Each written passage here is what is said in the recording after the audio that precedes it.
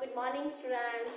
Myself Mrs. Lakshmi Padiyar, सिलोबेल्स English medium school Mansarovar road. आपको तो पता ही है ना बच्चों कि फर्स्ट टू फोर्थ चैप्टर गिनती तक हमने कंप्लीट कर लिया है। अब आपको पेज नंबर 30 और 31 जो पुनरावर्तन 1 है मैं आपको दिखा रही हूँ, ये आपको आपकी नोटबुक के अंदर नोट डाउन करना है। ठीक है, ये यूं समझो कि ये आपका होमवर्क है ना। आपको ये अपनी नोटबुक में नोट डाउन करना है। आज हम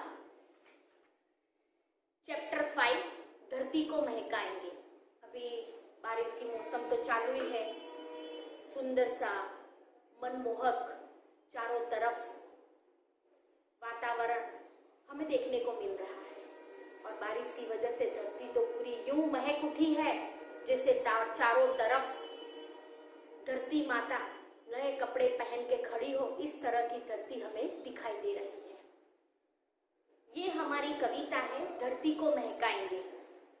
इस कविता को आपको इसका गान भी करना है, इसको अपनी नोटबुक में भी लिखना है, शब्दार्थ भी लिखने हैं और इस कविता को भी आपको अपनी नोटबुक के अंदर अच्छी राइटिंग से लिखना है। अब हम शुरू करेंगे कविता।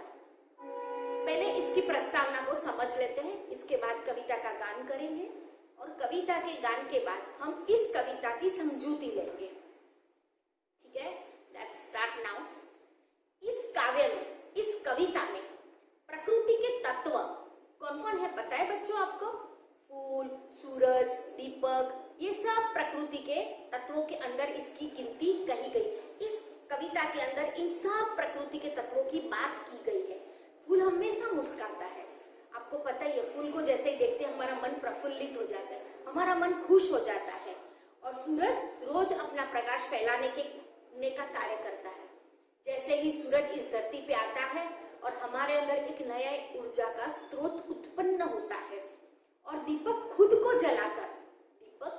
जलाकर इस दुनिया को, इस जगत को, इस विश्व को, इस पृथ्वी को वो रोशनी देता है। वो खुद जल जाता है लेकिन पूरी सृष्टि को, पूरे जगत को रोशन करता है। हमें भी किसी भी परिस्थिति में, हमारे ऊपर कभी भी कैसी भी विकट परिस्थिति क्यों ना आए, कितने भी दुख क्यों ना पड़े, फिर भी हमें क्या काम करना है? हमें फूलों की तरह प्रसन्न रहना है। हमें हमेशा हमारे मुख पर स्मित फैलाना है और किसी भी परिस्थिति में अपना काम हमें करना ही चाहिए और धरती को ज्यादा सुंदर बनाने की कोशिश करनी चाहिए। इस पृथ्वी को, इस जगत को हमें कैसे सुंदर बनाए, इसकी कोशिश में हमें हमेशा लगना चाहिए। चलो अब हम कविता का गान करेंगे, है ना? ठीक है, आपको भी मेरे साथ ही गान करना है ना? ठीक है, लेट्स स्टार्ट। बगिया के फूलों को देखो कैसे खुश खुश रहते हैं, आंधी हो पानी हो चाहे सबको हंस हंस सहते हैं। सूरज की किरणों को देखो रोज धरा पर आती है, सूरज की किरणों को देखो रोज धरा पर आती है। अंधकार को दूर भगाकर सारा जग चमकाती है। बगिया के फूलों को देखो कैसे खुश खुश रहते हैं, दीपक को देखो कैसे यह हरदम जलता रहता है। अपना अंतर जला जला कर रोशन जग को करता है। आओ हम भी इंसान बनकर जग में अपना नाम कमाए, अच्छे सच्चे काम करें और सारी धरती को महकाए।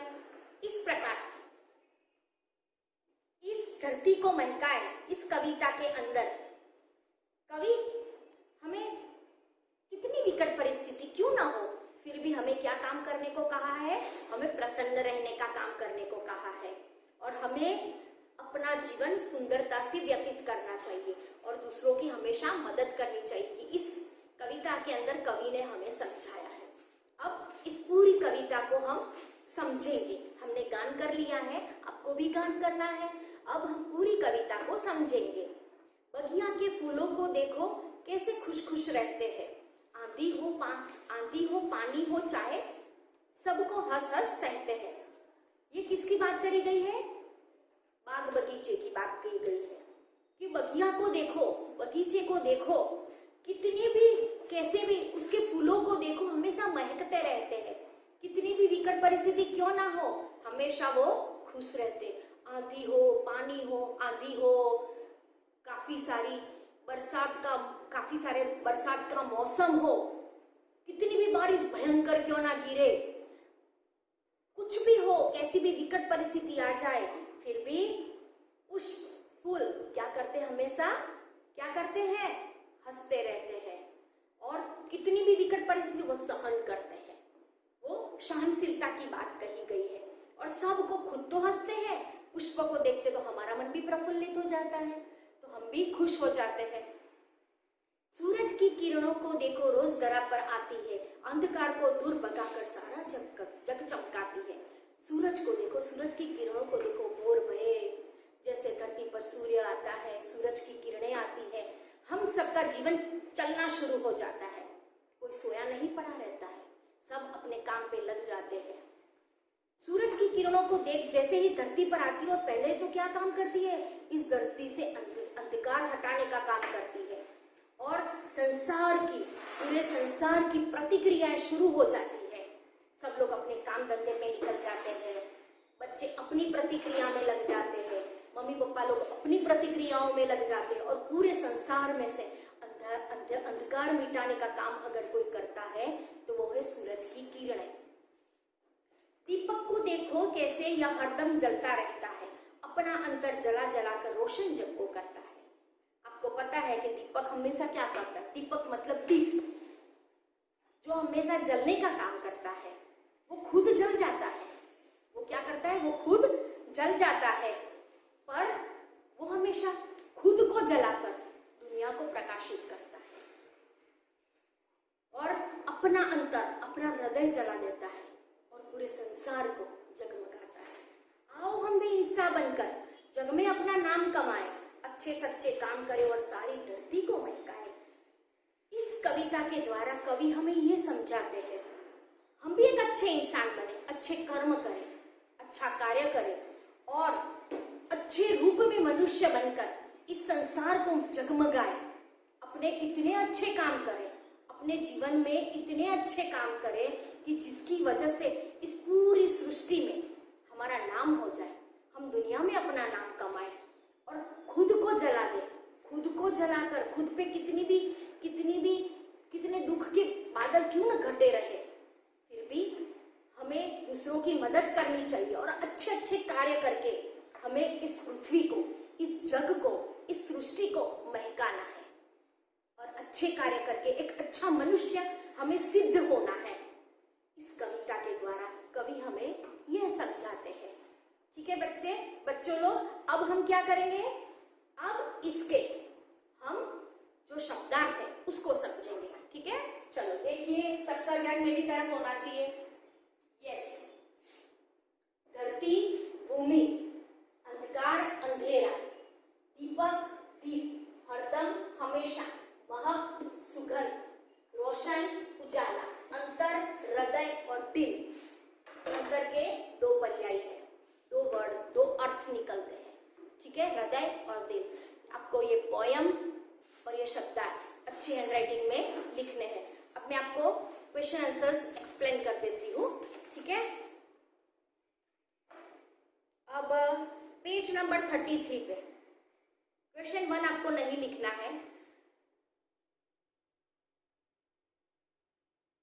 क्वेश्चन 3 पे ध्यान दीजिए, प्रश्नों के उत्तर, ये शॉर्ट क्वेश्चन आंसर्स है।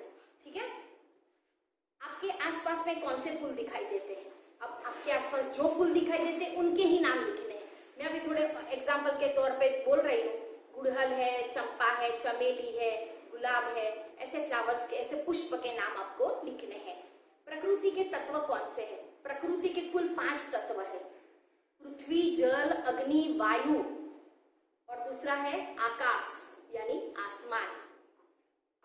क्वेश्चन 3, प्रकृति से हमें क्या क्या प्राप्त होता है, हमें क्या क्या मिलता है। प्रकृति से हमें हवा, पानी और प्रकाश मिलता है और तरह तरह के पेड़, फल, फूल, ये सब हमें प्रकृति से प्राप्त होते हैं। ये शॉर्ट क्वेश्चन आंसर्स है। अब long question answers page number 35 वाले मैं आपको एक्सप्लेन कर रही हूँ। ठीक है, फूलों से हमें क्या सीख मिलती है। मतलब फूलों से हम क्या सीख सकते हैं?